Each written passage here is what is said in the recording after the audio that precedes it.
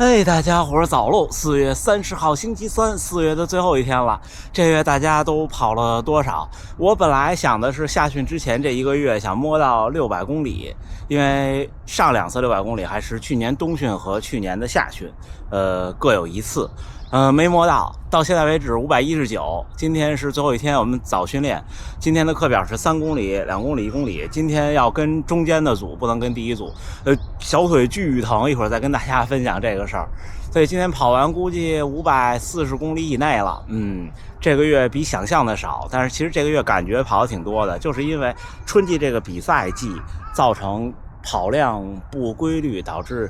就这跑量这东西不是说你想加一下就能加上去的，得慢慢来。所以很多观众小伙伴们说要下定决心加跑量，我的观点都是要螺旋上升。比方说你现在240一个月，你下个月呢260，然后可能下个月变回250多，然后再下个月再回到260，维持2个月，然后280，差不多就是这样。行吧，准备集合，去个卫生间，看看大和源先生到了没有，一会儿咱们再聊。我们采访一下昨天的冠军大和源先生，看衣服，2019年香港的扎达马拉松。哦，中国的时候每年参加香港马拉松。每年参加香港马拉松。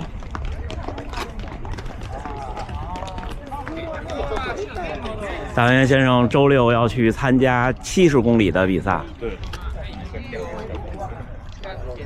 而且幸亏有大和源先生的提醒，因为这周末日本这边是假期，所以我那个半马的 pacer 是周6，我一直以为是周日，我还没有问人家我到底怎么去，几点在哪儿，是哪个组别，全都不知道，特别的轻松。今天回去问问人家。3分レスト。はい。じゃあ行きましょうか。はい、3、2、1、はい、スタート。4年間で。はい、次。4分。何歩？早いな、刻んでいくね。3分50にしようか、一応。はい、3分50。はい。じゃあ3、2、1、はい、スタート。3分50。开始。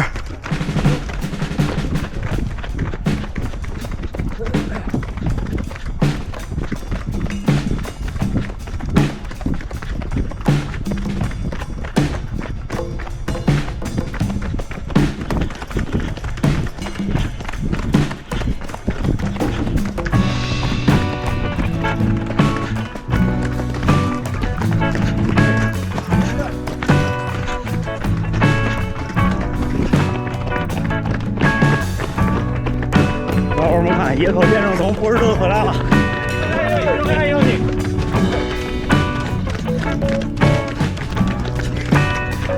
太逗！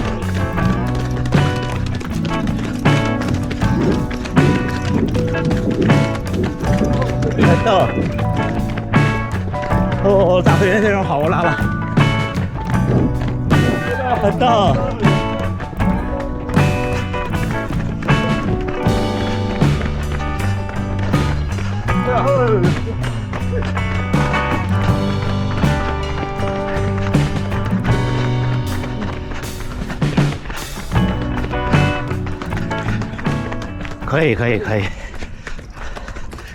可以哈。第1公里3分42，第2公里3分46，第3公里3分41，还可以。快到东西上。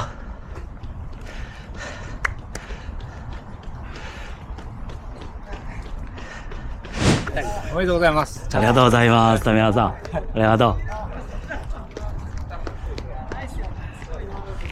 今天跟这组跑吧，走。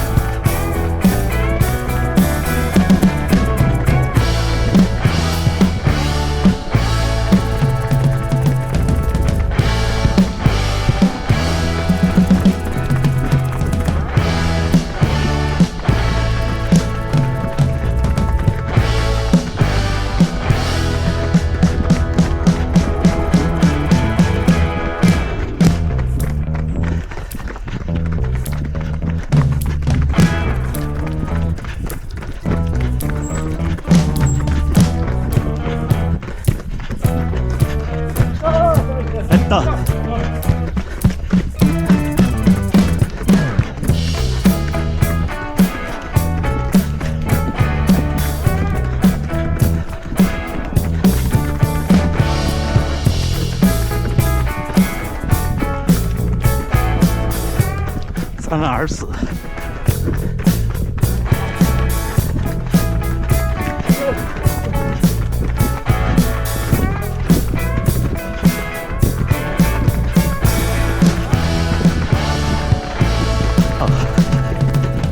哎呀！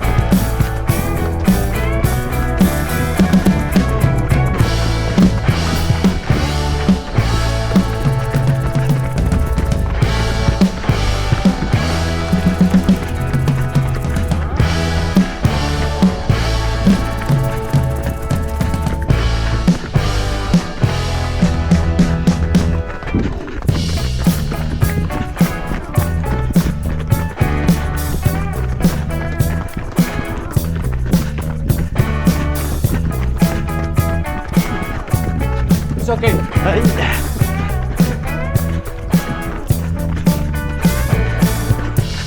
哦，すごい。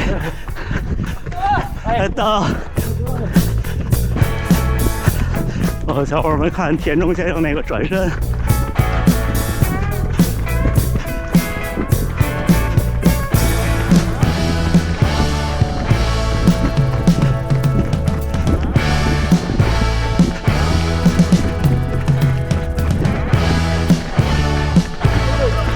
到，到，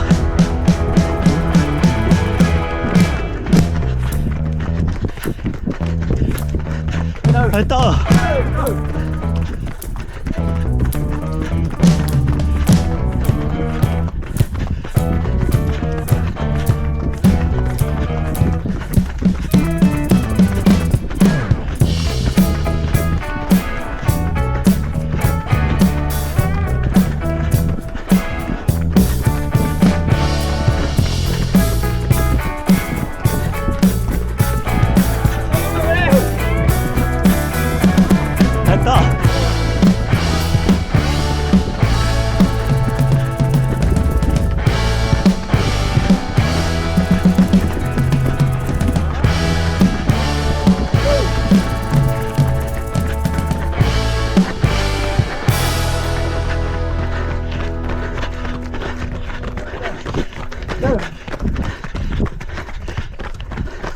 哦，3分27，可以。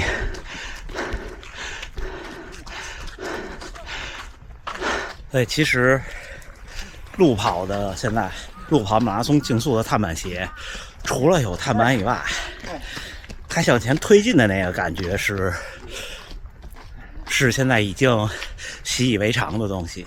对，这是我昨天完赛以后的感受。今天跟大家一会儿分享一下这个。另外，我刚刚知道我那个可能要去当配色的比赛是周六，因为他们这周是公共假期。周六好像中午11点才开始半马，而且挺远的，坐车得半个小时，所以周的直播可能得改时间了。反正这周是5一假期了，对不对？不行，我们就看看，往前还是往后错一天。大家关注我的动态好吗？ありがとう。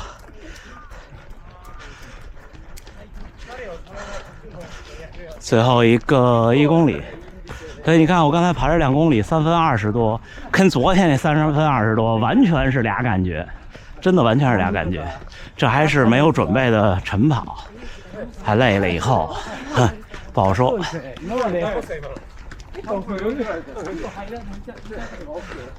你们看田中女士又穿了一双薄底鞋，训练鞋。ラスト1キロ。ラスト1キロ。ラスト1キロ。上げたい。マックスさん調子いいわ。すげえ。ああ、自己ベスト。シーズンベスト。おめでとう、おめでとう。おめでとうございます。はい、無理せんとね、後半入れてや。走。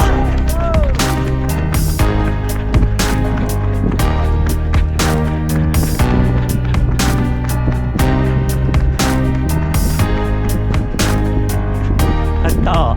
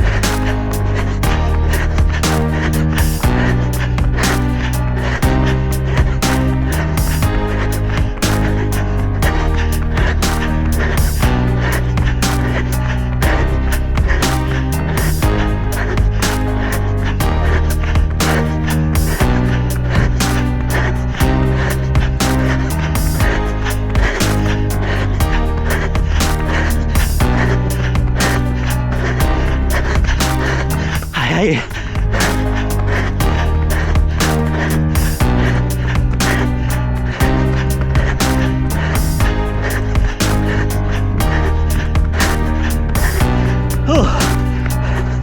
310。ナイスワン、平田さん。強い。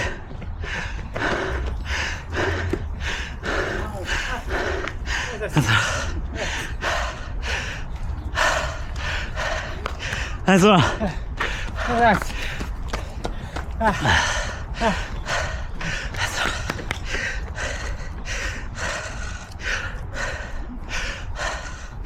挺远。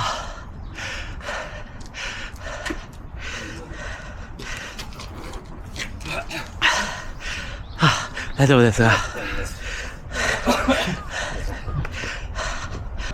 哎，小伙伴们，看看单圈数据。第一个3公里跟了第2组，因为一上来想缓一缓，就是感觉一下肌肉什么状态，感觉还行。而且第2组一开始带的挺快，第一个3公里的第1公里342，第2公里346，第3公里342。然后我就看第2组中间间隔的比较大，就是一开始大家在一起出发，但是后边会有拉开差距。后来我想，如果我想再快一点或者维持3分40几的话，可能跟那组不太合适。然后我就中间那间隔休息的还短，因为休息3分钟，但是我是第2组起跑的，本来就晚起跑还慢一些，所以第2个2公里果断跟了第1组。第2个2公里的第1公里3分24，第2公里3分28。这高驰的手表特别有意思，它单圈提醒的时候是4舍，然后最后总结的时候是5入，然后最后一个1公里3分10，还可以，对不对？真的还可以。就是路跑这种公路鞋的感觉不一样。Nice run， 伊诺维萨。看野口先生一身的波士顿，野口先生波士顿 PB 了。啊 ，No good さ。Nice T-shirt。疲れました。お疲れ様でした。哦。Nice run， 梅桑。ありがとうございます。Nice run。哦，发现了一件事情。Carlos。哈哈哈。Carlos， Carlos。哦。累了吧？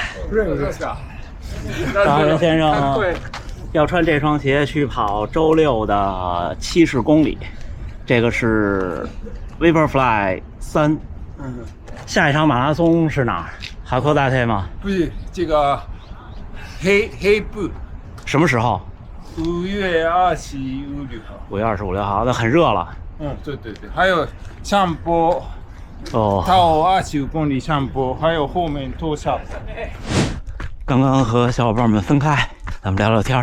昨天比赛的节目明天上，昨天实在剪不完了。虽然镜头可能会稍微单调点，因为虽然我们带了4个相机在观众席上拍家属，但是角度其实是有限的。然后他那个比赛大屏幕上特意写不让带电子设备上赛道，所以没有我的第一视角。但是最后那一圈被摇铃那一下还是特别的震撼，那是我的第一次。他这不像那种国际比赛，这比赛前后差距太多了，他不是每个人都给摇铃的。还有那换还剩几圈那个牌儿，也都是我到才给换，就第1名到才给换。有时候被套圈的人会看到少一圈，就只能自己记住。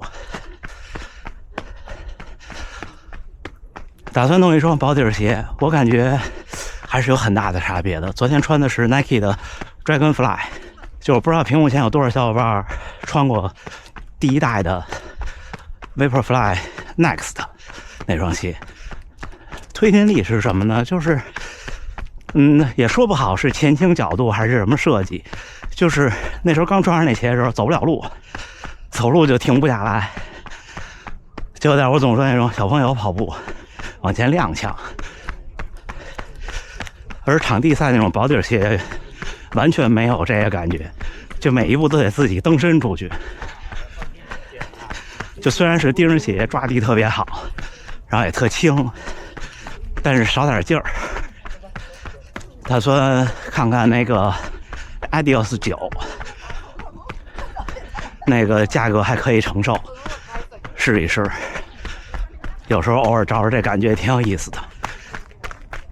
还有一个副作用就是，我记得我特早之前有一双 Asics 的虎走，那时候也还是薄底鞋的时代，但是呢，那时候已经有了没有碳板的稍微厚一点的鞋了，比方说凯亚诺这些，所以那时候很少穿那么薄那么硬底的鞋训练。我记得是有一年的北京半马之前那一周，我穿了一次虎走，跑了5公里，跑的时候还觉得挺带劲，然后第2天小腿疼得要死要活的，但是就是单纯疼不影响运动表现。这次也是，就是那个鞋脚后跟是完全几乎不着地的，那个钉鞋。薄底鞋其实也差不多是这样，就是就那用力的点不一样，你平常可能跑步压力不大的地方变得大了，就感觉怪怪的。但是我那双钉鞋已经很可以了，它那个中底很硬的。